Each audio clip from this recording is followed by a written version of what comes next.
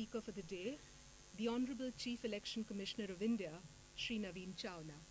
Thank you, sir, for accepting our invitation and for agreeing to speak on a topic that so engages and interests all of us. I warmly welcome our guest of honor, the Most Reverend Dr. Thomas Menamparampil, Archbishop of Guwahati and Chairman of the CBCI Commission for Education and Culture.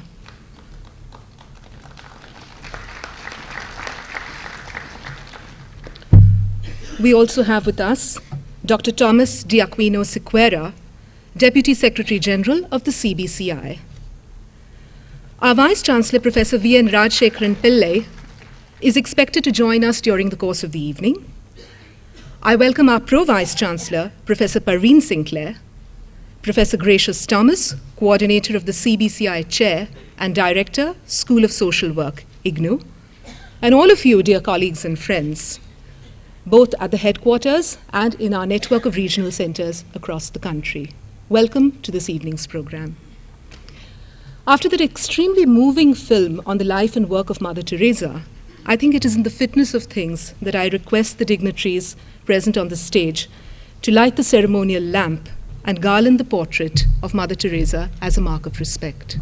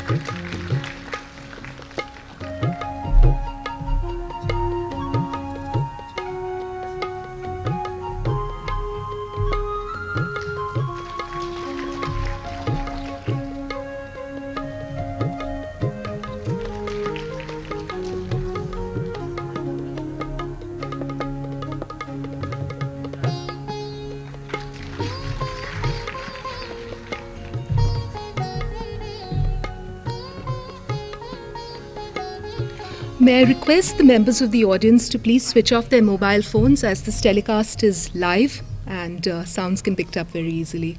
Thank you.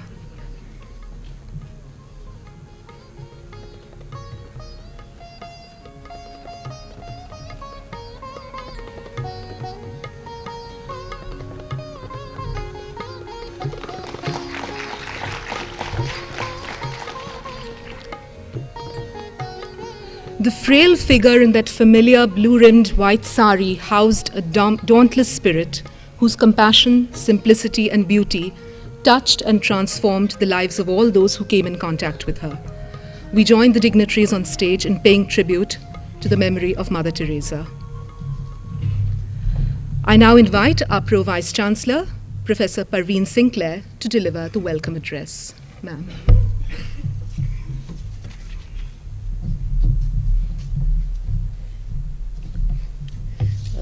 Good afternoon, everybody. We have just been seeing, as Shubhangi said, a very, very moving film on Mother Teresa, and the chief guests over here, Mr. Navin B.Chawla and Archbishop Menamparampil. As we walked in just now, and Mr. Chawla said, yes, I was there. And he was reliving everything with this film. So it all became very, very much part of today.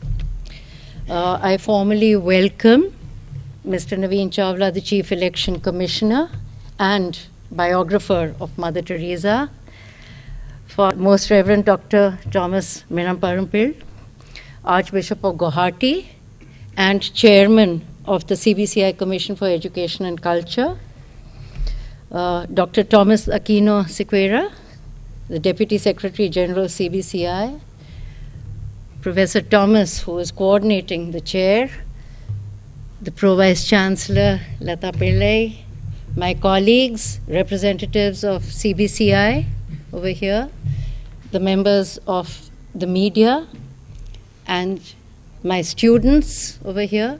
I welcome you all on behalf of the Vice Chancellor, who will be joining us. There was a sudden meeting for which he got called away and will be joining us in about very soon, I think. This lecture series, this is the second in the series today, over here.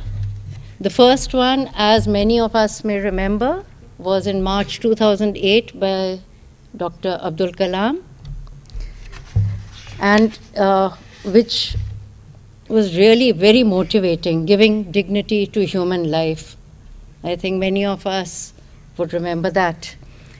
Today, Mr. Navin B.Chawla will be talking to us on the electoral democracy in India. And we are very grateful to him for agreeing to do so.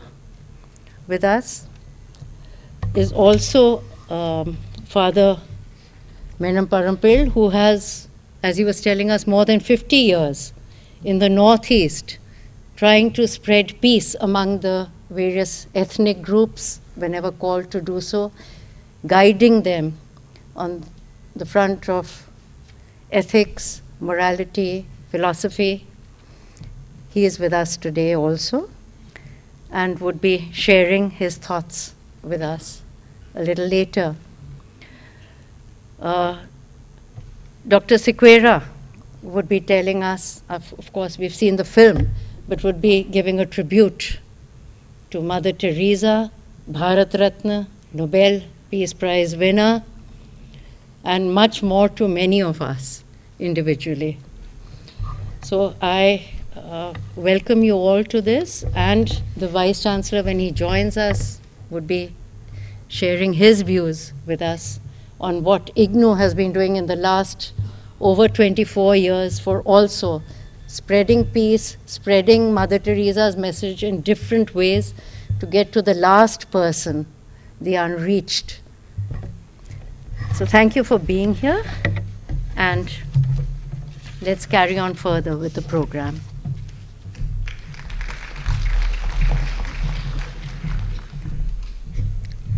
Thank you, Madam. May I now request Dr. Thomas dAquino Seqeira to pay his tribute to the Blessed Mother Teresa. Sir.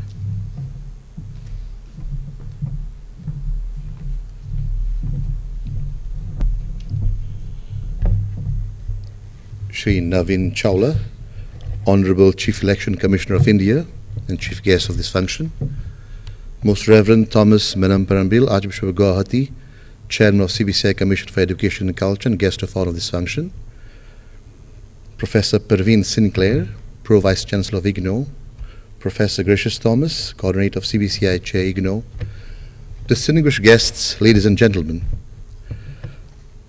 I truly feel greatly honored and privileged to stand here this evening before this august assembly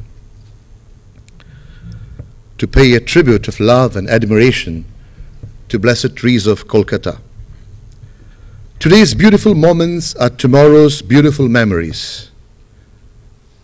Adapting a little bit this appropriate saying to my purpose, dear friends, I would gladly say, yesterday's beautiful moments have become for me today's beautiful memories. While paying this tribute to Blessed Teresa of Kolkata, allow me to share with you briefly a very emotional flashback of sweet memories of a touching episode that took place in the late 70s in Goa, my homeland. Mother Teresa of Kolkata had come to visit her houses. All arrangements had already been made with the mother through her sister's missions of charity that one of my relatives, by happy coincidence, also named Teresa, had planned to meet Mother Teresa with the view of eventually handing over her 7-year-old spastic child, German measles, called Michelle, to the care of missionaries of charity in one of her special children's homes. After the Mass, Teresa, my cousin, with her husband, Michelle, her daughter, and 2 other children, went to meet the mother. When the mother saw Michelle, the spastic child, she warmly touched her and kissed her and said, turning to her mother, "Teresa, Michelle is a special treasure of love gifted to you by God. Whatever be the arrangements made earlier, I would love you yourself to take care of this treasure of love. Totally stunned, nay, disarmed by Mother Teresa's caring words and compassionate heart for her child, Teresa, on her knees, accepted Mother Teresa's wise advice and took her child Michelle back into her home, pledging that she would take personally care of her. Today, my dear friends, Michelle is in her late 30s. What I admire most in Mother Teresa is not only that she could recognize in Michelle, as she does and she did in all human beings, the living image of God, the face of Jesus, but she also taught her mother to do so. Taught all of us, inclusive me, who was there present, to do so. We all know that the turning point of Mother Teresa's life came on 10 September 1946. Teresa, we call her Sister Teresa at that time, experienced what she later described as the call within the call while traveling from Calcutta to the Loreto convent in Darjeeling for her annual retreat. And she says, "I was to leave the convent and help the poor while living among them. It was an order.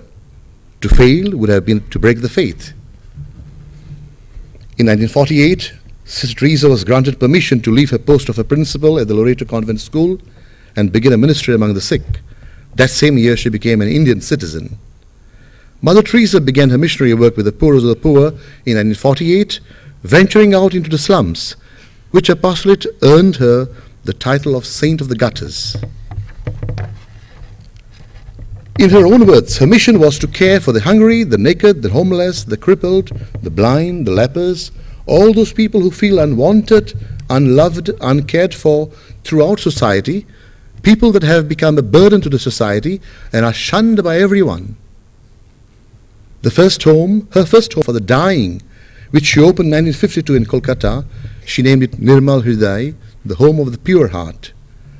Mother Teresa and her fellow nuns took in dying Indians off the streets of Calcutta and brought them to this home to care for them during the days before they died, so that they might be able to die in peace and with human dignity.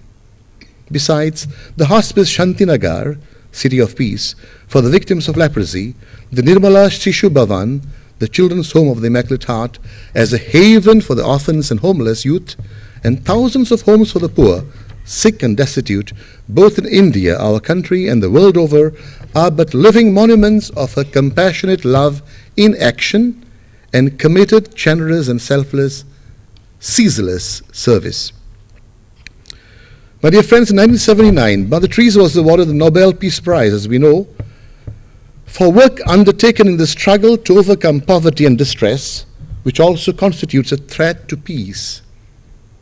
When Mother Teresa received the prize, she was asked, "What can we do to promote world peace?" She answered, "Go home and love your family."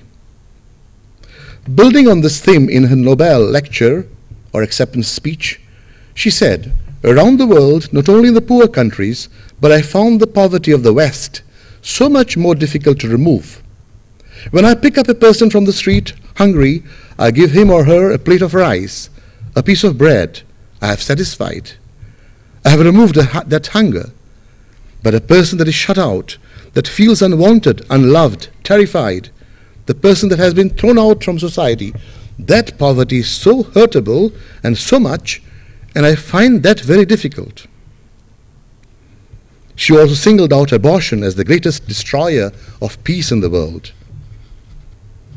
Dear friends, Mother Teresa always underlined that a united family is the center of joy and that it carries hope for the future of humankind. She added that the divided families are the root cause of many problems. She said, "We need to recognize the need for living together, of loving each other, reaching to the needy and suffering, which are the values taught by the united family.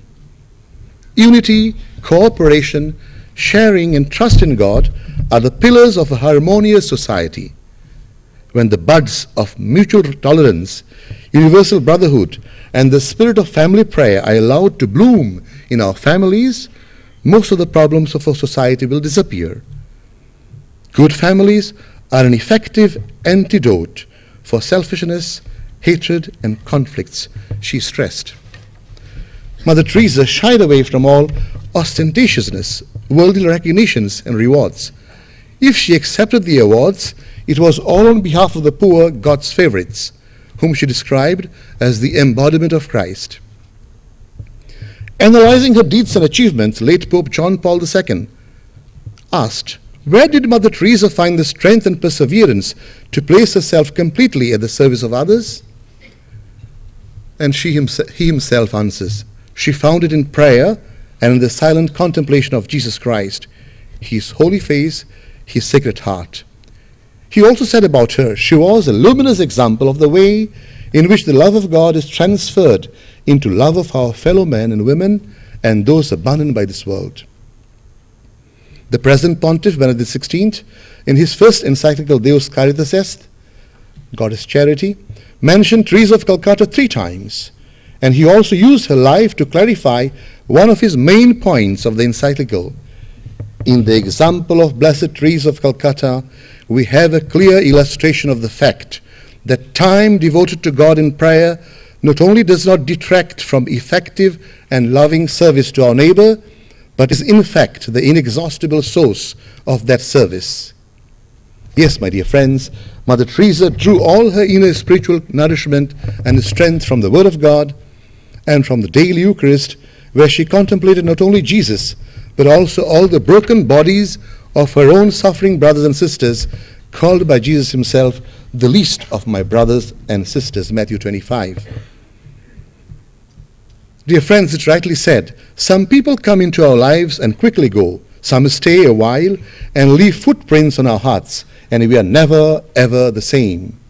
Our dear Mother Teresa is one of those rare and unique persons who has carved a lasting niche in our hearts, personally in my own heart, from my first encounter with her through the moving episode which I shared with you at the beginning. Her personality and demeanor, marked with simplicity and kindness, was a strong pull of attraction to all, children, young and old, and very especially the poorest of the poor. Her simplicity, her unassuming life, and her small, unpretentious ways, but charged with extraordinary love of God and neighbor, her purity of heart and singleness of purpose enabled her to share every ounce of her energy to do, to make, and to be something beautiful for God. As we pay today our humble and loving tribute to the memory of Blessed Teresa of Calcutta, let us all pledge to share our life, the quality of our time, and God-given talents unceasingly for the well-being and service of our less fortunate brothers and sisters. Let the forthcoming Christmas festival, the festival of family, festival of joy, love, and peace, urge all of us to emulate Blessed Teresa of Calcutta, and above all, the Son of God made man, who taught us that God is love, that God is our Father, that He loves all of us unconditionally with everlasting love, and that we all are precious to Him, and that love is witnessed only in giving and giving without ceasing. Let us all salute with honor, love, and admiration Blessed Teresa of Calcutta, and pray that she may continue to accompany us on this pilgrimage through her life example, and bestow upon all of us and upon our country, India, her motherly blessings. Jai Hind.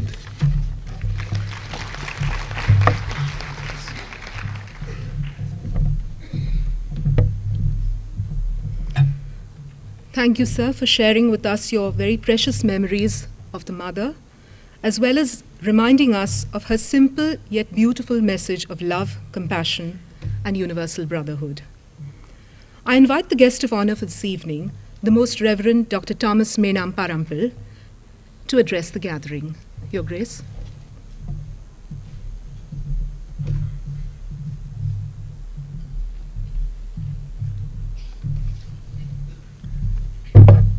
Honorable Shri Navin B.Chawla, the Chief Election Commissioner, and my dear friends, it's a great privilege for me to have been asked to say a few words in honor of Mother Teresa as we gather together this evening. I had the honor of knowing her personally for a very long time, working very closely with her, traveling with her to specific destinations, discussing plans with her about more effective service. Her program of life was precisely committed concern for others. Committed concern for others. I recall Pope John Paul II describing her in this manner: Mother Teresa belonged to all. Mother Teresa belonged to everyone. Living in this fragmented world, we understand the importance of this message in our times. We belong to each other, no matter what caste, creed, or political group we belong to. I can never hurt a brother without hurting myself and my own long-term interests. His prosperity, her prosperity is my own prosperity. Every help I give to him, to her, ultimately turns to my own benefit and to that of the society to which both of us belong. That is why we are greatly surprised when persons or groups think of dividing or damaging society in the name of religion or some other sacred name. There are any number of instances of conflicts and tensions of this kind in different parts of the world. In our own country, communal, ethnic, regional, and political conflicts keep gathering strength. In this disturbed era, we need visionaries, prophetic persons who have concern for others, like Mother Teresa, who can change a situation of conflict into one of collaboration, who can heal wounds, wipe away memories of historic injuries received centuries ago. We need prophetic voices that will keep crying from the heights of the Himalayas to the distant islands. We are one. We belong to one human family. We have a common origin. Our collective psyches are interlocked, and our spiritual gifts are interrelated. There is mutuality of interests at every level. The religious traditions, the individual communities, and in great civilizations have very close cross-cultural similarities. Indeed, we belong together. In times of trouble, we fall back upon those core values that hold humanity together. They constitute our ultimate reference point, not the quick returns that spring from corruption or from violence.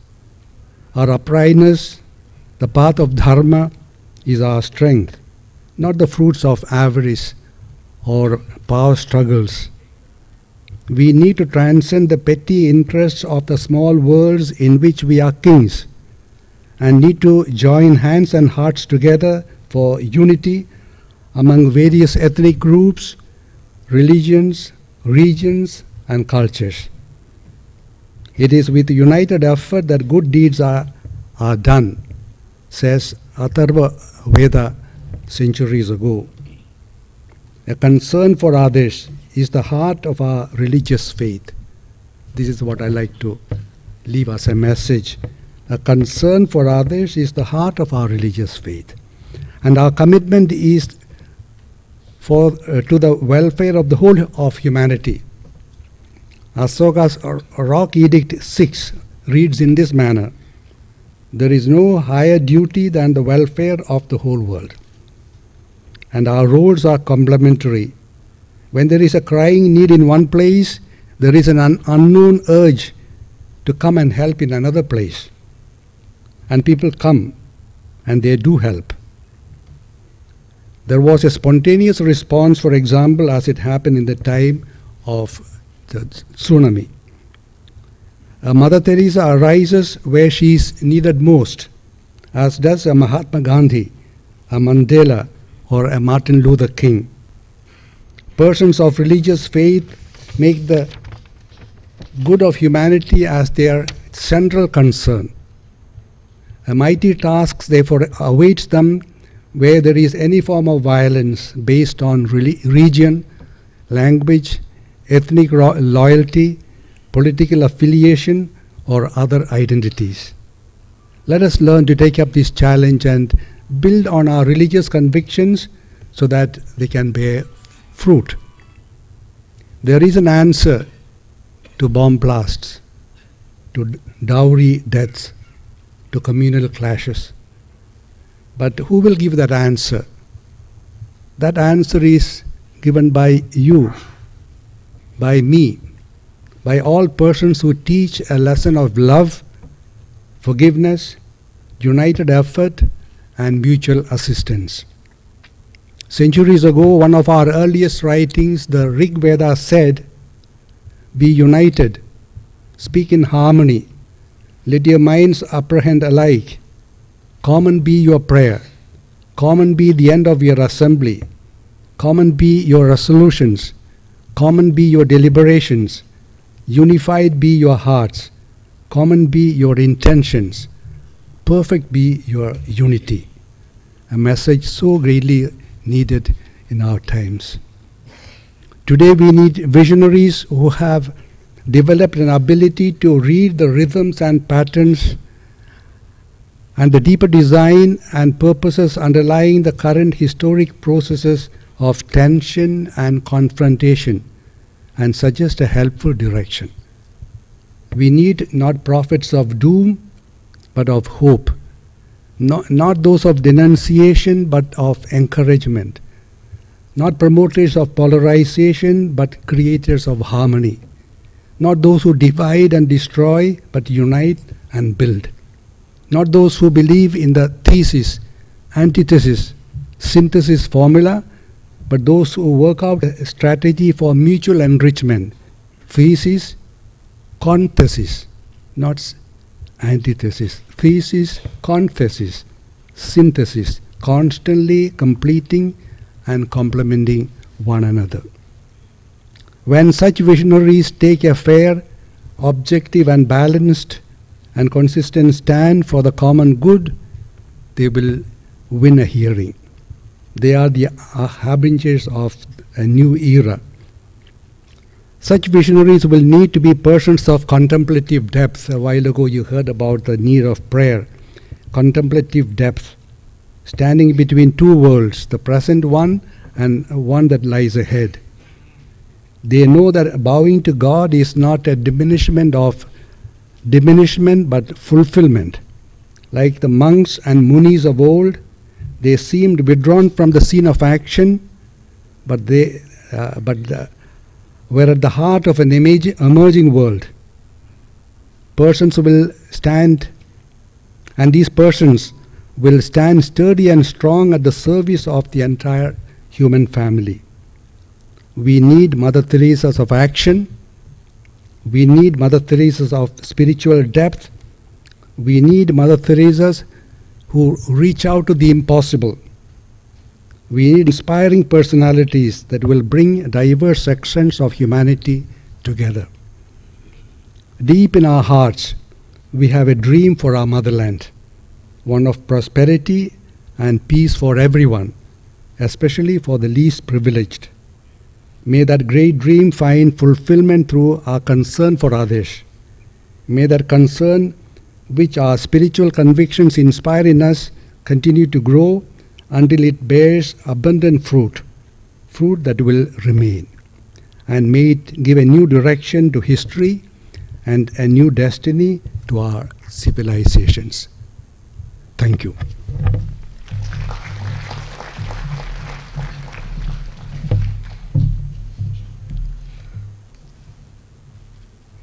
Thank you, Your Grace, for a deeply thought-provoking address and for bringing home the import of the message of Mother Teresa in our troubled world. It is my pleasure now to invite our speaker for the day, Mr. Navin B.Chawla, to deliver the second annual Mother Teresa Memorial Lecture on the theme Electoral Democracy in India. Sir.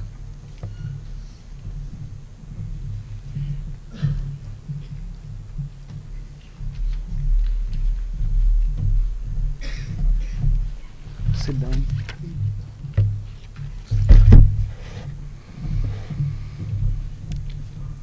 The Chairman, CBCI, the Most Reverend Dr. Thomas Menamparampil, the Archbishop of Guwahati, Dr. Thomas dAquino Seqeira, Deputy Secretary General, CBCI, Professor Sinclair, Professor Gracious Thomas, ladies and gentlemen. Today marks a great dilemma for me because, you know, I can speak at great length about Mother Teresa, with whom I had an association of 23 years. And of course, the subject of elections is mine. And so the result is, and the two are not necessarily complementary, but some of Mother Teresa's spirit I have tried to apply to the election process in our country. I want to say that in a way there is a manifestation of Mother Teresa here in this hall because two of her sisters are sitting there. And I saw them when I came in, and I'd like to thank you for coming.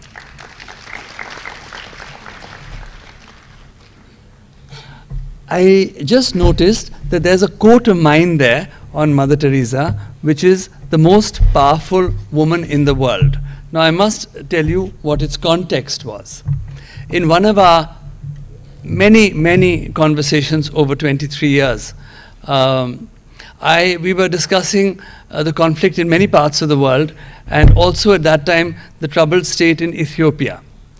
And then this was the time of the Cold War and the big powers, and the fact was that aid was actually not reaching the abject poor in that country, as it often does not in many countries. So I said, Mother Teresa, you're the most powerful woman in the world. Why can't you use your power to lessen war and bring peace? To which she laughed and said, where? If I was the most powerful woman in the world, then I would have to take sides, because I would get stuck in politics. And if I took sides, I would stop loving. So that was the totality of that particular last sentence that has been used there. It's a great honor for me to be here this afternoon. I have always wanted to come to IGNOU, but sometimes, you know, the forbidding distance even in Delhi of reaching here would keep me away, as many of you know in your daily visits.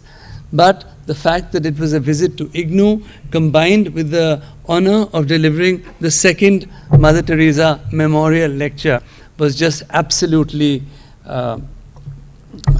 irresistible. But I did have to bargain a little with Professor Gracious Thomas, because I needed a date when the Jharkhand election was more or less behind us. So we are at a stage where the last of the two repolls of today have now been completed. The polling parties are coming back, and we count now day after tomorrow, which will bring the curtains down, hopefully for 5 years in that state. There are other things that I would just link to my immediate work with Mother Teresa before I go on to the subject that has been given to me to speak. And that is that I think because of the Mother Teresa virus in me, it matters to me that every last election agent of ours, every last official we send, even in such a difficult state as Jharkhand, comes back home safe. Every security force that we employ on duty, I would like them to return safe. I would like to see, and we have tried to ensure, that even in that troubled state, we have had a reasonably tranquil election, where almost 60% of its voting population came out to express their mandate. It matters to me that when we gave out epic cards in the country for the general election, and we gave out 580 million, it mattered to me that those people first got the epic card who had no other form of identifying themselves. You in the audience have multiple forms, and so do I. We can produce a PAN card, we can produce a passport, we can produce a driving license. But those who are marginalized in our society can't produce anything.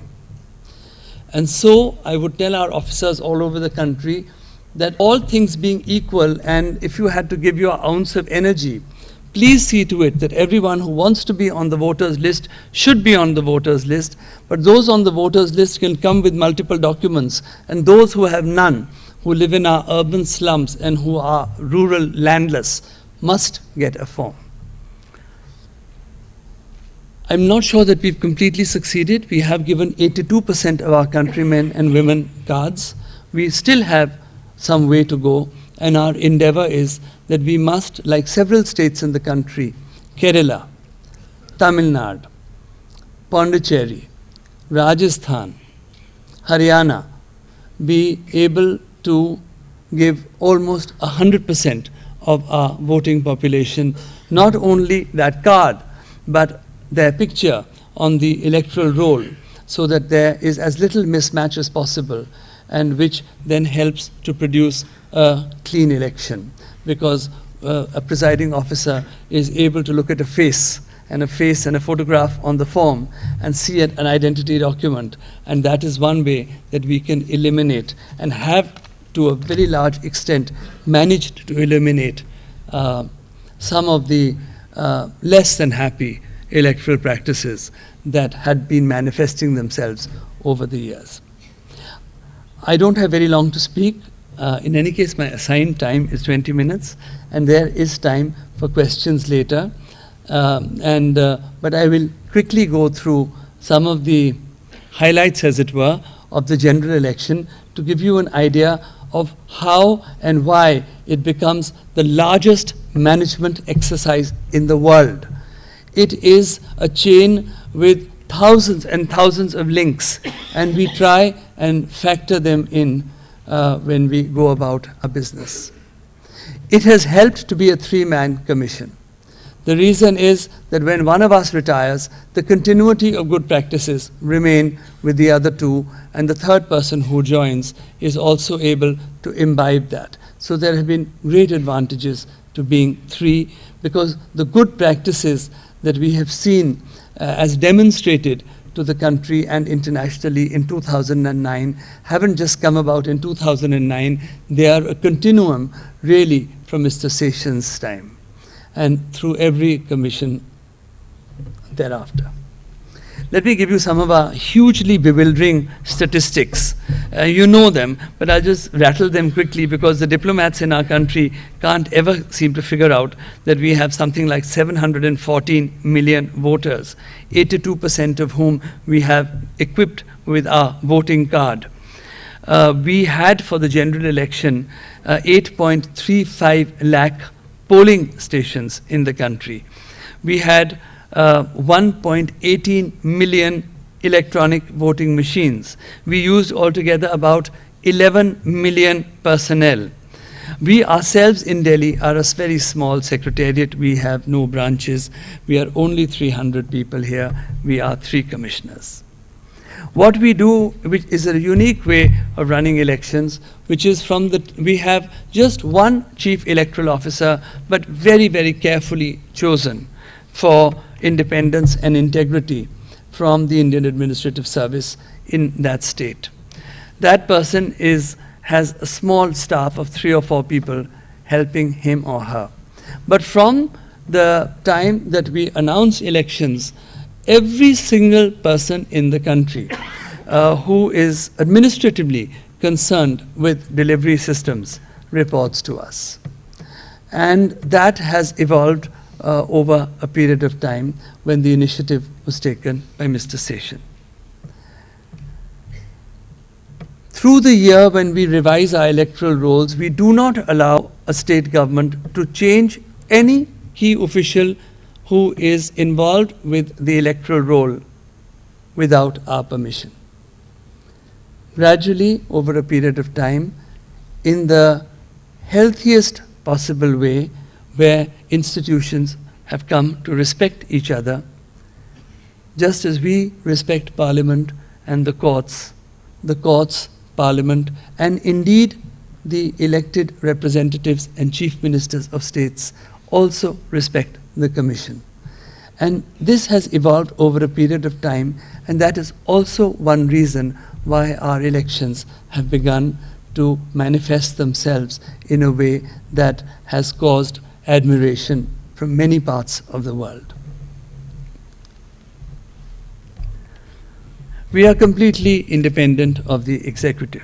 Yes, the executive, the Prime Minister of the day, the cabinet of the day appoints us. But from then on, we move away from the executive. We decide when we're going to do elections. We have mandated by the Constitution that we can do the elections 6 months prior to the due date when the Assembly was, or Parliament was constituted the previous time 5 years before. So we choose our timing. But in choosing our timing, we have so many things to take into consideration. We, of course, take school examinations into consideration. That becomes very important for us because most of the people who assist us are teachers and most of our polling stations are schools. So you would have noticed that during the month of March and April, we would not be able to do an election until we come towards the end of April. Then the size of our country, the geography, the climate. It's snowing in some part. There are floods in another part of the country simultaneously. We have to take those in. We take not only national holidays, we take local holidays, we also take in local traditions. So into this enormous mix that goes into our plural society in India, we take in all these before we determine the dates. What matters to us greatly is the fidelity of our rolls. If we do not have clean rolls, we can never deliver a clean election. So it has been our endeavor in the last few years to clean them up with every good idea that we could get, including any ideas that you might have later this afternoon. They matter. It was before a group such as yours in Chennai and a group such as yours in Bhubaneswar that students threw up the idea to me of why not respect the transgender? Why do they have to be male or female when they can be other? Give them the unique identity that they seek. And this question came from students, and we were able to work it out in the commission, and we did not require legislation for it, and we were able to do it. But the role, as we look at the electoral role, I know that many of you here will have problems. You would say that I had to go so many times to be able to get my card. I mean, the system really beat me to it, and so on. That is perfectly possible. But it is something that we are endeavoring to streamline. Some years ago, we hit upon the concept of a booth level officer. The booth level officer, usually a teacher, but not necessarily so, would look after 1,200, 1,300, 1,400, up to 1,500 voters in his or her area. And this booth level officer, then a government servant, would be responsible and soon became reasonably familiar with the area to know who had shifted out, who had died, who had become 18 years old on the 1st of January that year, whose names were duplicate, where had the person shifted to. So with that, we were able to take one major step towards cleaning the rolls. Then we asked the political parties, why don't you give us a representative called a booth level agent? Instead of complaining about the rolls, so-and-so's name is left out, so-and-so's name is duplicate, you give us a representative. That has worked partially. The larger parties are able to give them to us. The smaller parties say that we can't manage the resources to be able to pay for a BLA. We don't have enough committed workers. But it's an ongoing exercise. And it's another attempt to clean the rolls. And of course, as you all know, we now have just fantastic software. It picks up duplicate names easily. It picks up duplicate addresses. These are the problems really of the urban landscape. In our villages, people still know each other, and there are many steps that we have taken there. But in the urban areas where people are moving all the time, sometimes twice in a year, it becomes very difficult for us in our system to be able to track. But we are making efforts in order to be doing that. I am not saying that we're anywhere near perfect, but we are trying. People congratulated us about the 2009 general election, but if I were to compare the 2004 general election with the 2009 general election, I would broadly say to you as follows, that we had built up a really fantastic, perhaps the best in the world, communication system. In our 735,000 polling stations, we equipped a presiding officer with a mobile phone. In 2004, mobile connectivity was nowhere as good as it was in 2009 general election. Today we cover about 65% of the country. We are not able to cover all of the Archbishop's state. It's hilly. But what we have tried to do is that where we can't use mobile connectivity, we have landlines, we restore the MTNL phones.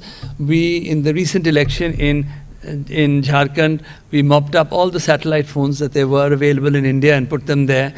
And we have the police wireless. So in places which are hilly, which are inhospitable, we still were able to develop a communication system so that the control room that we set up in Delhi could get an answer in 20 minutes on a complaint from any part virtually of the country. That was the advance of technology. We did another thing or two. We decided over the last 2 years to do vulnerability mapping. We put onto the landscape almost 100,000 more polling stations.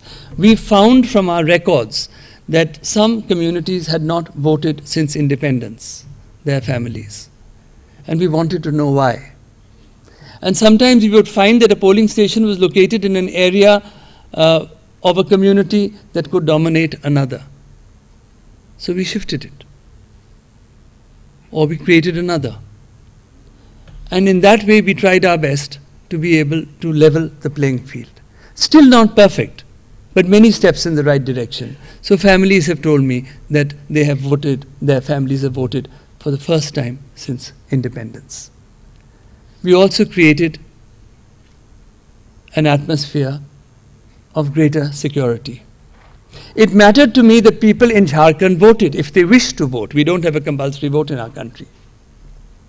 So people asked me, why 5 phases, why how much security force? Now I didn't get into all that in detail, but it was enough that we just wanted to create a climate that our polling parties could reach their destinations, the polling stations, safely. Do you know that sometimes they had to walk 20 kilometers one way in a thick jungle? Not easy. So I had to protect them.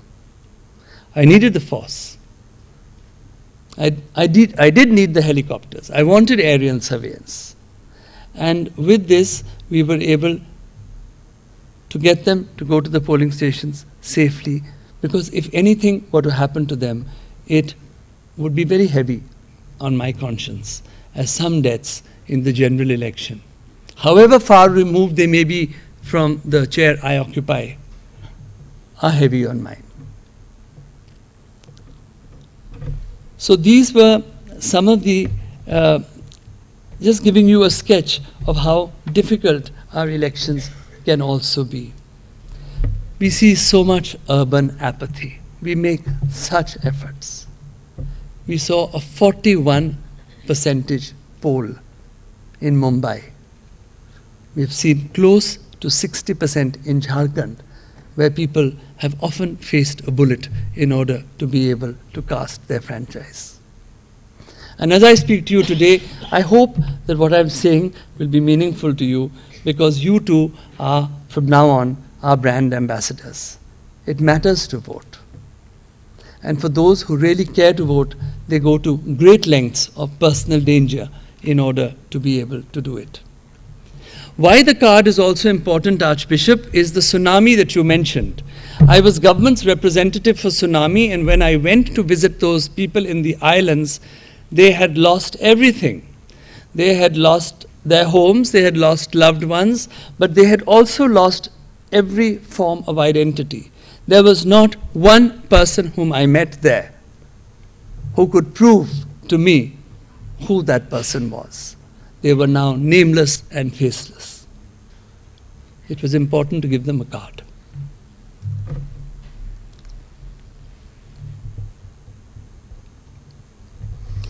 Every last vote and voter matters. There was a case of a single voter in the Gir forest. We had to send our electoral teams there 3 people were posted there from the evening before. The polling station opened at 7 o'clock in the morning. This voter, who is a pujari at a temple in the Gir forest and who did not move out with the rest of the village because he chose to remain there, came in at about 11. But we could not close our polling station till the designated 8 hours were not over. It mattered that we reached that person. It mattered that we managed to reach 2 polling stations in very remote parts of Zanskar. There was ice. The helicopters could not function. The weather was very bad. So our polling parties, escorted by Sherpas, started walking on foot. We gave them special permission. They climbed a pass at 16,000 feet to come down to Ralakung, where 22 out of 23 voters cast their franchise, and then to Fema, where all 14 cast their franchise. And then on satellite phones, we converted them into our returning officers. And because there was no time for them to come down, walking down 2 days. On their way up, they spent the night in a cave. On their way down, they spent the night in a cave. We could not send a helicopter. That was also the call of duty. And we counted Zanskar first, and we counted these polling stations first because our people had made such an effort. And as a result, we were able to reach Her Excellency, the President of India, on appointed date, but half an hour late. But I had rung up Rashtrapati Bhavan to say that I would be there not at 6, but at 6:30.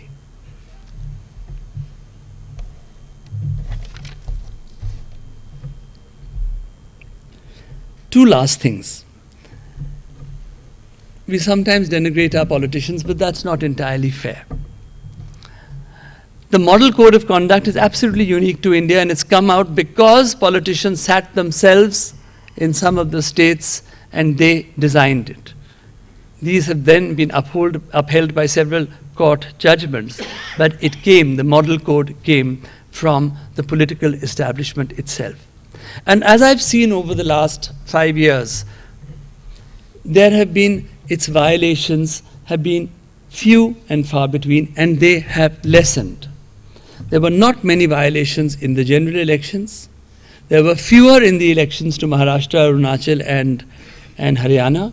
And this time in Jharkhand, even the press remarked to me from Ranchi that the politicians themselves said that they had never seen in the last 40 years, and certainly not in the last 8 years of that state, any election as transparent as this. And even the press, looking out for complaints, said that they could hardly see any.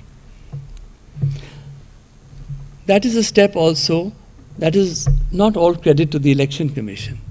It is also a credit to the maturity of our electorate and our people. We must also realize this. You can't play this game single-handedly. It's not one Election Commission of 3 commissioners who can deliver this. There is a growing maturity in our people. And you would have seen, as you look around the world and you look around our neighborhood, what I am trying to say. There is that great maturity that has developed. Not all the ills have gone, but things like booth capturing, impersonation, all this are things of the past. At the slightest whiff that there is fraud, we would put that election aside again and again until those who are players in that field are tired enough to play the game by the rules that they have set for themselves. We are only umpires. And finally, as I went around the country with my fellow commissioners, and then we took turns because it was a large country and all 3 of us couldn't cover every part of the country, and we went into different parts. We have 543 parliamentary constituencies and therefore 543 returning officers. And as we went over the rule book and so on, our instructions are so detailed in our country, from returning officers to assistant returning officers to presiding officers to people who are working in polling stations, in English, in the local languages, on television, on CDs, everything. That apart, the final question always was that I asked them, I said, we 3 sitting in Delhi can't run an election. Under the statute, You are the returning officers. And therefore, I invoke in you your own sense of integrity. And I can only say that all of them, there was hardly a complaint from anywhere in India.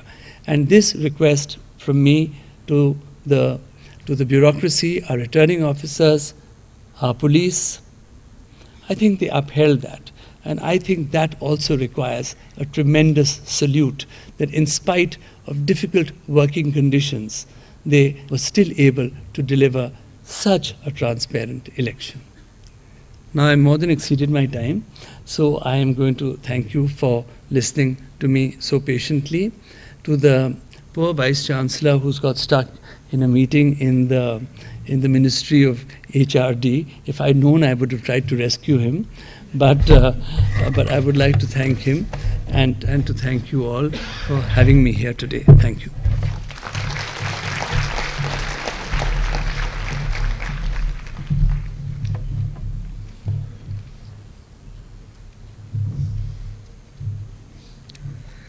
Thank you, sir, for a lively and engaging lecture, for bringing home to us the truly mind-boggling complexity of our electoral process, and making us truly proud of the resilience and vibrancy of our democracy.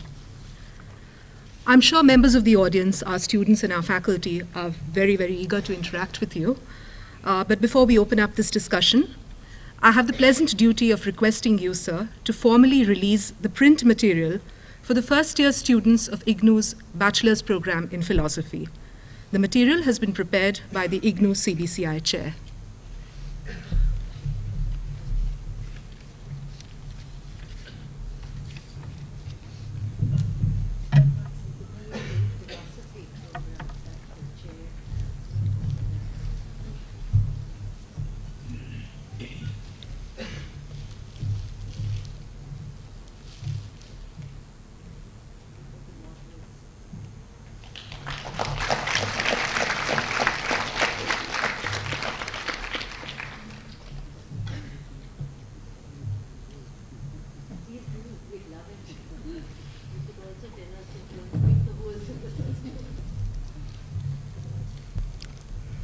With your permission, sir, I throw the discussion open to the IGNOU community, the students and faculty who would like to interact with the Chief Election Commissioner. And I request Professor Thomas to moderate the discussion. Sir. We'll take it one by one. The mic will be circulating. Yeah. Professor Gopal. Congratulations to Shri Navin B.Chawla for fantastic lecture that you have delivered, sir. And also I thank... Could you please identify yourself? Myself, I'm Professor of Political Science from Indira Gandhi National Open University. My congratulations to you, sir. During the course of your lecture, you said the Election Commission has established fantastic and best communication system. And also you deplored, not all ills have gone. Sir, in this direction, I want to seek your indulgence that what the Election Commission can do for a person from at the margins to contest election, those who have no black money, so that the poor person has a say in the democracy. Today, the elections are contested by majority from the those who have black money. Sir, your answer. You know, this doesn't lend itself to an easy answer from me. We have a mandate. Our mandate is to conduct elections fairly, squarely, transparently. We are umpires in a political game. We are not the political parties or the political participants. I understand where your question is coming from. I understand its pain as well. But I cannot say that in the Election Commission we have any ready answer. It's a democracy. There are many people, I have to tell you, who stand only to make a point. Many. Seqeira has stood in Delhi, as you know, and many others in the elections. And what they want from us is that if it is a single independent man or woman with no bandobast behind them, no political party behind them, standing up either to get elected or to make a point, we see to it that we have leveled the playing field even for them. And then we get their letters of appreciation, but those come later. Through the process, perhaps 7, 8 emails will come in a day, or a telephone will come, and we try to be, however small we are, we try to be responsive for them. We have our work cut out for us. It is very difficult for us to engage in what Parliament must do or the legislatures must do.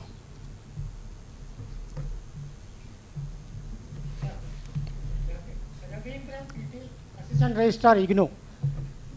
Election is a big expenditure program. Why don't we think of conducting the elections to Lok Sabha and Assembly simultaneously at phases? Thank you, sir. You know, our founding fathers had that in mind. That is why at that time they envisaged one chief election commissioner, and the other election commissioners, there is no number to them, were to be seconded for the time of that once in 5-year national exercise, and then they could be disbanded. But by the time the years passed, and there was, you know, as a political scientist, so many different factors why assemblies can be dissolved before their time, or why Parliament can be dissolved before their time. Now, there is no easy answer again that if, let us say, a party in power has lost its majority and the confidence of the House as a whole, that it should then continue to stay for the remaining length of the period of the Assembly. So this is an ideal situation. But will our legislatures and will Parliament then mandate that, irrespective of the fact that a government in a state or the government in the union could have lost its mandate and still remain at the helm, or that it is replaced by a system of some kind of president's rule for the remaining period of 3 years or 4 years or 5 years? I don't know. So that is not the answer that would again lie with us. Saying a student of PSW Aditi Mahavidyalaya. Sir, I would like to ask one question, that what are the initiatives undertaken by the Election Commission to counter the inflow of financial assistance by mafia and crime world? Well, you know, we had taken a meeting of all the recognized political parties, and it was a question of the state funding elections.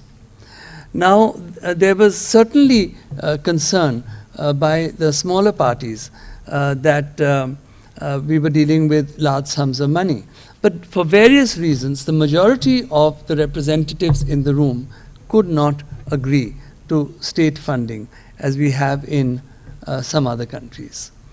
This is where we are. We have to be able to carry the parties, the recognized parties at the center and the recognized parties in the states before we can come to the issue of wholly state funding of elections.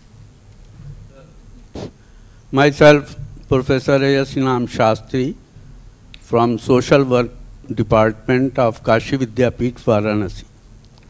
Sir, my question is that, not a question but submission you can say, that majority of electoral roll, the voters are not coming up to participate in election. So, and the other thing, that getting 15 to 20% of votes, a person is elected as representative of whole of the electoral votes.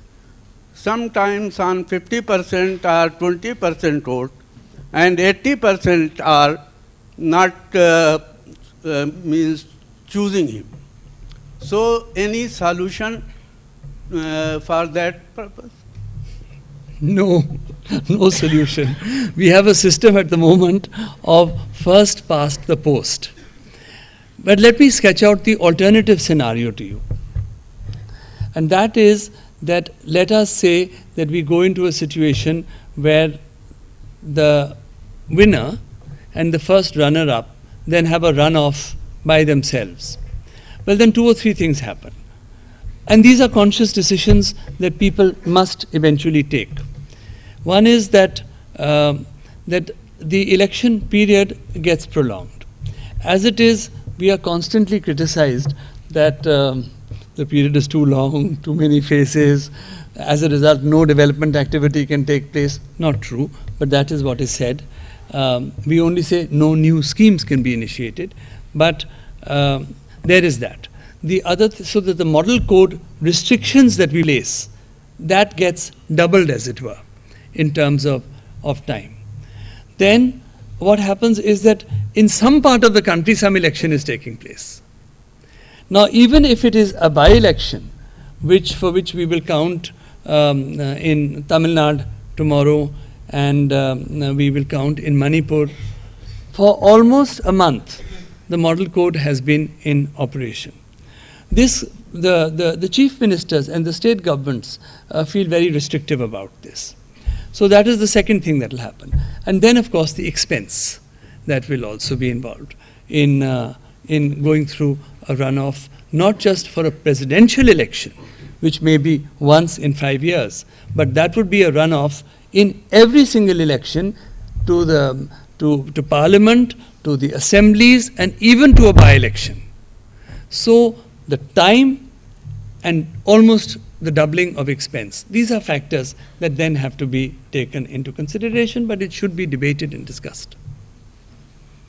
In fact, I would like that in the Kashi Vidyapeeth, your students take up a debate on this. Yes, sir. I would like to put one question, sir.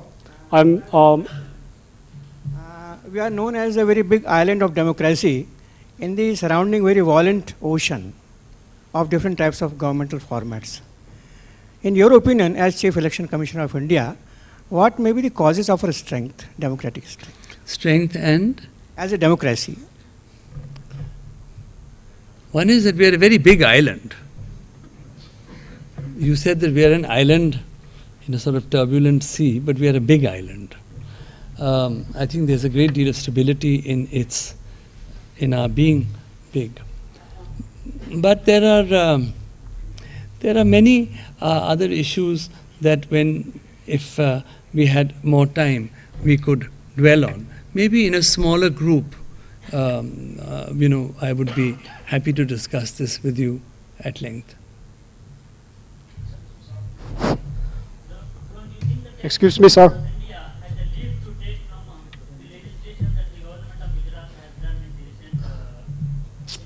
What do you think? I feel because there is no true electoral democracy in India. For example, a government is formed even with 40% of the vote.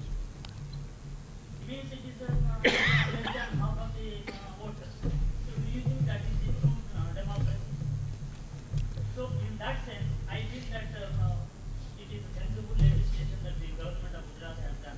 And I wish that Election Commission of India to take it in right spirit and enforce compulsory voting in the country. Not only in the local elections, in all the elections, assembly and parliament. I want you to react on your views. Such a googly, he's bold. Okay, now let me think. Let me choose my words carefully. We are 715 million voters. On the 1st of January onwards, we'll add another 30 million who are 18-year-olds and above. If you were in my place, how would you enforce it if in the 2009 general election, 250 million or 300 million people did not come out to vote? Now you answer me. Stand up, stand up. Give him a mic. In our country, we are just not short of legislation.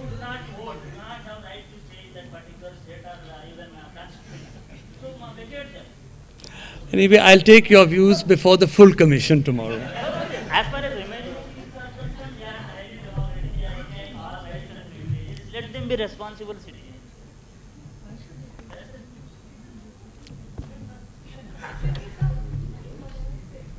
Good evening, sir. This is Mridusmita, research scholar in IGNOU. Sir, I have two questions in my mind. Will you speak a little louder? I can't hear. Sir, I have two questions in mind at the moment. I belong to Assam.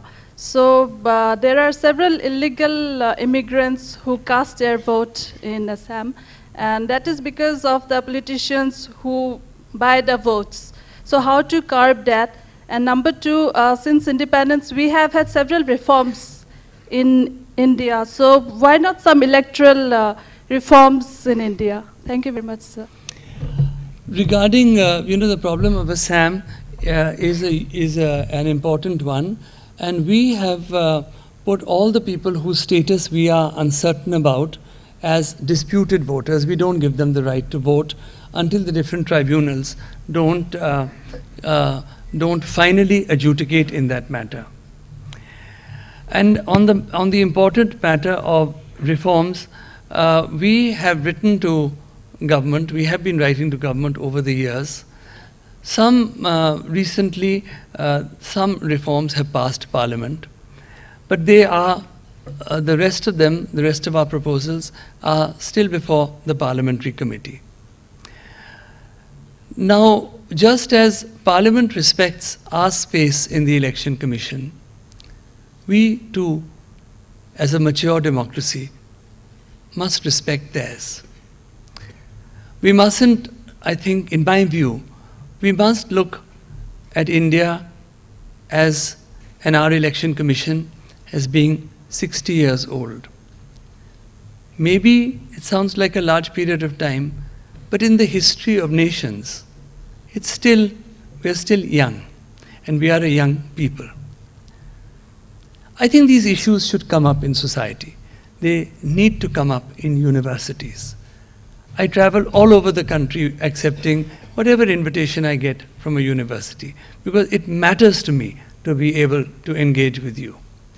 And eventually, it must be your ideas that shape the way you vote and must shape the kind of legislators we have. But I do still feel that keeping the fact that we are such a large, such a diverse, such a multi-plural and multicultural nation, I do respect Parliament. Sometimes we do feel things are happening slowly, but I think that they are happening. And the debate is always one that is kept alive through both our very lively media and by academics and students such as yourself. So what I'm saying is that some reforms have come through. The other day I put up an idea at a seminar in Delhi where it happened that I was sharing the dais with the law minister. And that was that I would like to enable our under trials. This is also part of my Mother Teresa legacy, because I know her work with the women rescued from various jails. So I would like to give them the right to vote. We haven't written to government yet. We will shortly. What we say is that a person who is an under trial or who is a convict has the right to stand, has the right to be elected, has the right to represent people, and yet, strangely, doesn't have the right to vote. It should be the other way around. You get the right to stand from the right to vote. So, as it happened, the law minister was in agreement, but the fact is that we intend to write to the government, and we hope that this too will be one of the reforms that, and I am optimistic, that this, along with several others that are pending, will come through soon. Sir. Hello. Sir. Sir, my name is Rajiv Joseph. I am the president of Indian Progressive Forum based in New Delhi. It is an organization to fight for the justice and rights of Indian citizens residing in India and abroad. Sir, my question is regarding the voting rights of non-resident Indians. Sir, there are more than 20 million people outside India, Indians. Sir, as per the People's Representation Act, all the Indian citizens has the right to cast their vote. They have the right to choose their leaders in India. Sir, already the Indian Parliament introduced the bill in 2006 and referred to the Parliamentary Standing Committee, Public Grievances and Law and Justice. But till today, nothing happened. Sir, what are the steps you have taken on this matter? We haven't taken any steps. Now I'll tell you why. This matter has been debated within the Commission for a long time. Now, as you know, very often the names of the candidates are known just 2 weeks. Literally on the last day of nominations is when we have a final list. It's sometimes 14 days before the day of actual poll. Sometimes it's a little longer. But statutorily, 14 days. Now, we would have to print those names. Then we would have to send them. How do we send them? Where do we send them? Where do we not send them? How do we get our ballot boxes there? How do we get them back? Suppose we were to send them just notionally. We have 14 days. We get them printed in 2. We have 12 days before the poll. We send them to Dubai, let's say, because a number of Indians are in the Gulf. Somebody must carry them in safety, conduct the poll perhaps at the Indian embassy, bring them back safely, and they have to be counted as postal ballots. But if we send them to Dubai, then why not London, why not San Francisco, why not where every single Indian consulate or high commission is? It's just impossible for us to do. We just can't manage it. So the result is that the logistics defeat us. Now, if we had a system, as we do perhaps in the United States, where you can vote 6 months before, or 4 months before, or 2 months before, there is adequate time. But the logistics are such that it would lead to error. It could possibly lead to manipulation. I have to tell you that in the Election Commission, we have to guard against every kind of eventuality, every possible misuse. It may not take place, but we must factor it in. We cannot do an election without taking in the hundreds of thousands of decisions that we have to, which are links in a chain. We cannot do it. And where we have 300 people in Delhi, to which part of the world won't we send it? How do we send them? How do we bring them back? How do we manage the sanctity and secrecy of voting? Here we have video cameras, we have micro-observers, we have observers, we have digital cameras, we have all kinds of ways, and we have very engaged members of political parties, their agents, who sit in every single booth. Where are we going to get them? How can we get them in every part of the world? But if you still have further ideas on this, which I have not been able to outline, then I say this seriously to you, sir. You come and see me in the Election Commission, maybe this week, maybe next, and I'll talk to you about it. Maybe you'll give me an idea which I haven't had. And I say this to you with humility. This is the last question. I must now take your leave. You are the moderator. I am not. You decide.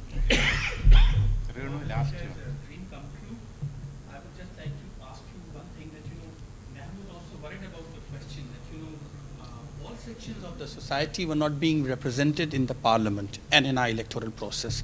It's a fine point for the electoral democracy. Such a committee has also raised certain questions in that regard. And from my own example, as a child, I saw my father, late A. Khwaja, as an election officer. After that, my grandfather, who late Hafiz Muhammad Ibrahim, he fought on the separate electorate. No, I know your family. And he defeated, the Muslim League, standing and fighting only on grounds of Muslim vote. But in secular India, there was an election in which he was defeated in Amroha by a communal slant given to the election. And the vote was split on community lines, So, I mean, in this, how do we, that's why Nehru said that, it's very difficult for particular members of particular communities to be elected, And how is that going to be taken care of? Especially Modi's Gujarat has given us shocks, in terms of electoral victories, And that's a fine point, I wish it's taken care of. Thank you so much.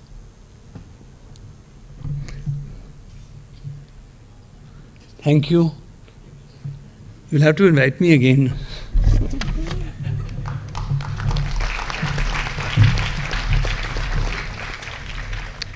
Lots of unasked questions, lots of discussion yet to be done, but I'm afraid the exigencies of time force us to wind up this discussion. Thank you so much, sir. Thank you, members of the audience, for making such a lively discussion possible. Friends, this has been a truly memorable evening, and I hope that our guests enjoyed their time with us as much as we enjoyed having them over here. In order to make their memories green, I think it's a good idea to present them with mementos, which we have made specially for the occasion. And I request our Pro-Vice Chancellor, Professor Praveen Sinclair, to kindly present them with the mementos now.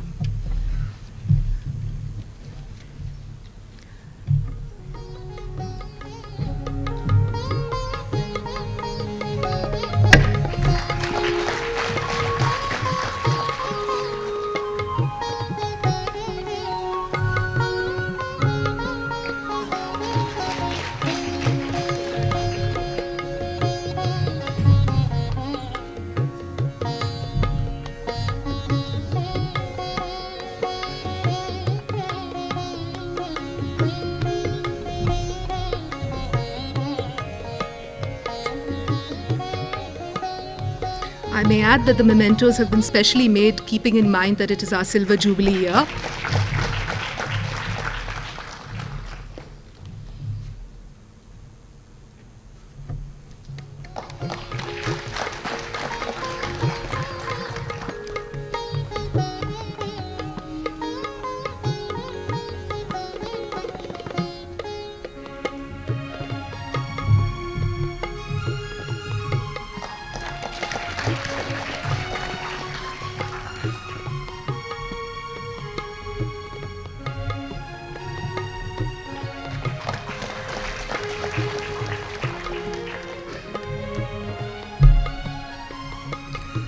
Thank you, Professor Sinclair. I now invite you to the podium to say a few words.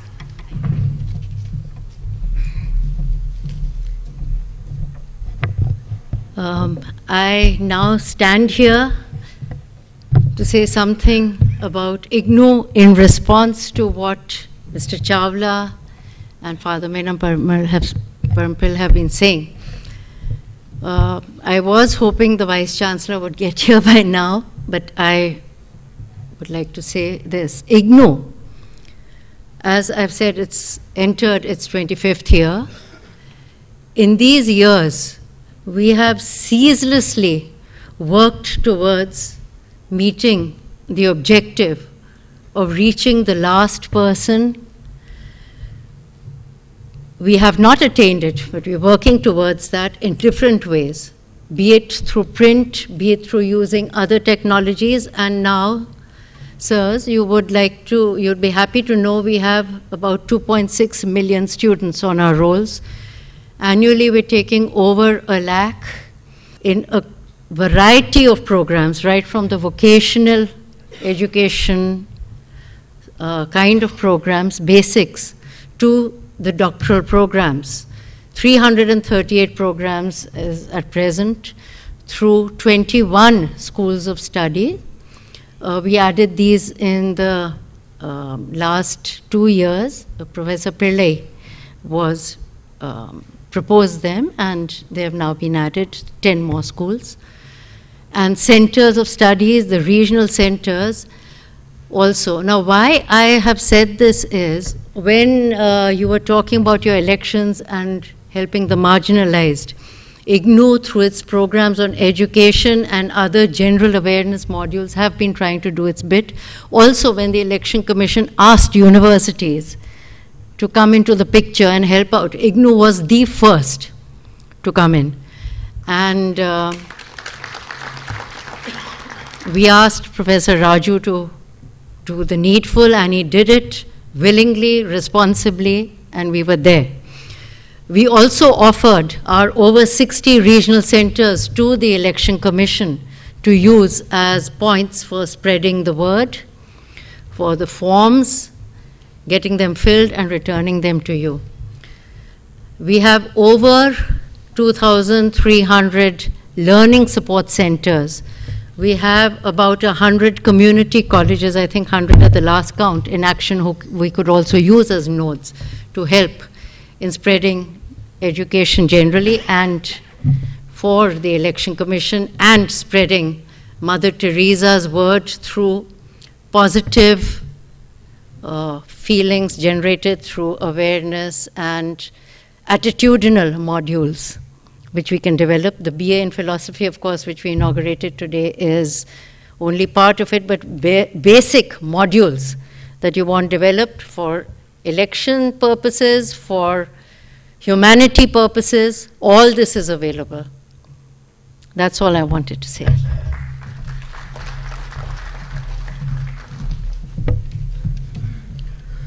Thank you, Professor Sinclair, for talking about IGNOU's democratizing mission, about which I think we can all be justifiably very, very proud. As we come to the concluding moments of this evening's gathering, I request Professor Gracious Thomas to propose a vote of thanks. Sir.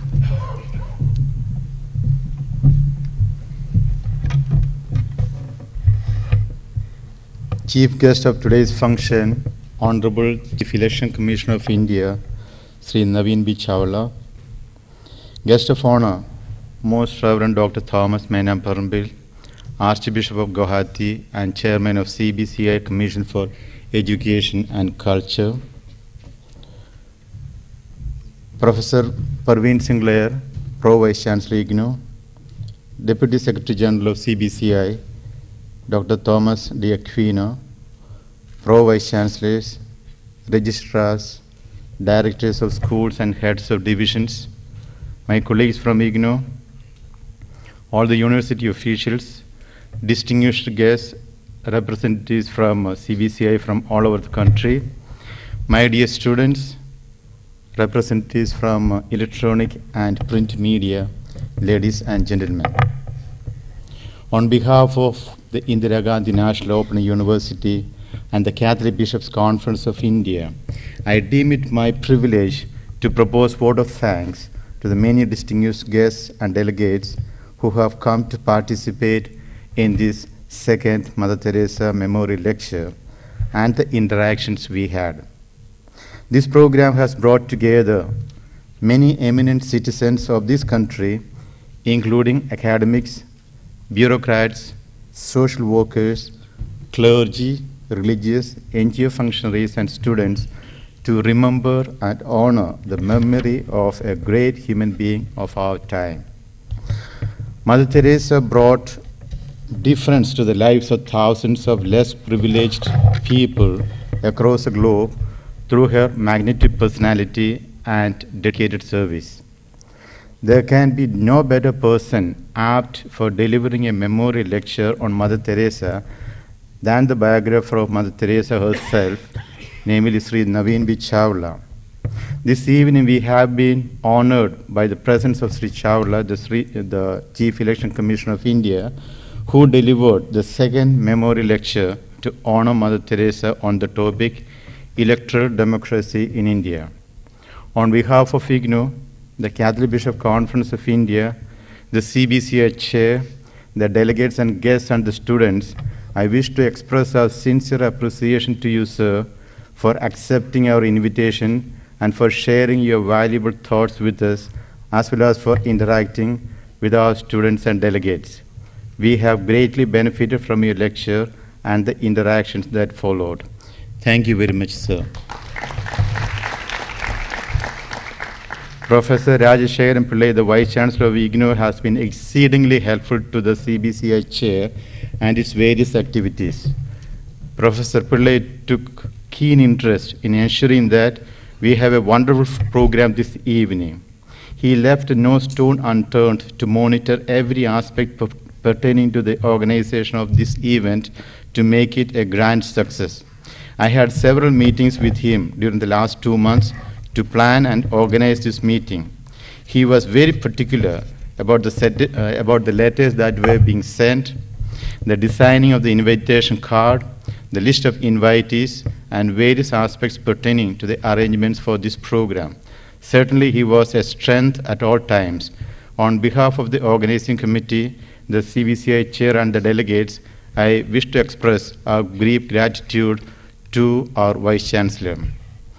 The message from His Grace Archbishop Thomas Menamparampil, Chairman of CBCI Commission for Education and Culture this evening, was most apt for the occasion. His Grace always provided his valuable suggestions to the CBCI chair whenever we approached him. In fact, he did participate in some of our meetings in spite of his busy schedule. On behalf of IGNOU, the delegates present here, and the organizing committee, may I express our heartfelt gratitude to Your Grace for accepting our invitation and for delivering the message. Professor Praveen Sinclair, Pro Vice Chancellor IGNOU, and Dr. Thomas dAquino, Secretary General of CBCI, made a significant contribution in making this program a great success. While Professor Sinclair provided the much needed guidance and support for the smooth conduct of this program, as well as for filling in the gap in the absence of the Vice Chancellor, Dr. Aquino and Dr. Babu Joseph, the spokesperson of the CBCI, coordinated the work at CBCI Center to ensure that the guest of honor was briefed about the details of this event from time to time and his timely arrival from Guwahati. While appreciating their deep interest and concern, on behalf of the organizing committee, I wish to thank them for their valuable contribution in making this program a great success. Thank you. The 4 Pro-Vice Chancellors of the University, apart from Professor Praveen Sinclair, namely Professor O.P. Misra, Dr. D.K. Chowdhury, Dr. Leda Pillai, and Professor Shri extended their wholehearted support, cooperation, and the much-needed direction from their respective offices to make this program go smooth and successful. On behalf of the organizing committee, I extend them our appreciation. The Registrar of the University, Sri Uday Singh Tholia, deserves our special gratitude, for without the timely and wholehearted support from him and the university administration, it would have been difficult to complete the various activities associated with the organization of this program on time. Thank you, sir. Our special word of gratitude to you, delegates, distinguished participants, representatives from print and electronic media, the research scholars, the on-campus students, the students and faculty who have come from various places and institutions. We also thank all the heads of departments in the universities as well as principals of colleges here in Delhi for letting their faculty and students to attend this function and for interacting with the chief guest. I would also like to take this opportunity to thank, in particular, the officers and the staff at the Chief Election Commissioner's office, staff at the CBCI Center, staff at the Vice Chancellor's office, directors of schools and heads of divisions, particularly Finance Division, Computer Division, and the Security for their valuable support. The Director, Electronic Media Production Center, Professor Vijay Kapoor, the advisor to the Vice Chancellor, Dr. C.K. Ghosh, also deserve our special word of gratitude for their unconditional support, encouragement, and cooperation. Sincere thanks are also due to the organizing committee, my fellow colleagues in the School of Social Work, and the MSW on-campus students for their hard work, and to all the service providers whose list is rather long and unending. Thank you once again for all your support and participation. We shall now stand for the National Anthem.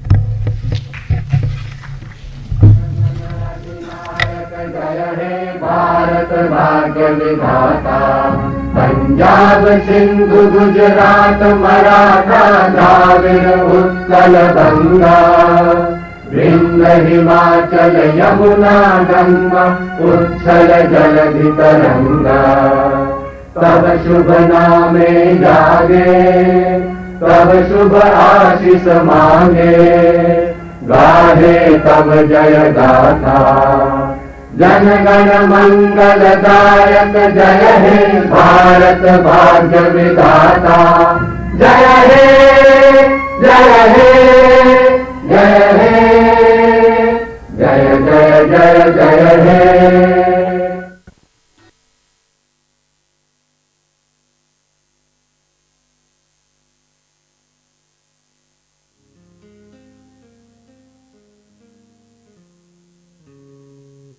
Christmas and New Year ahead. Thank you.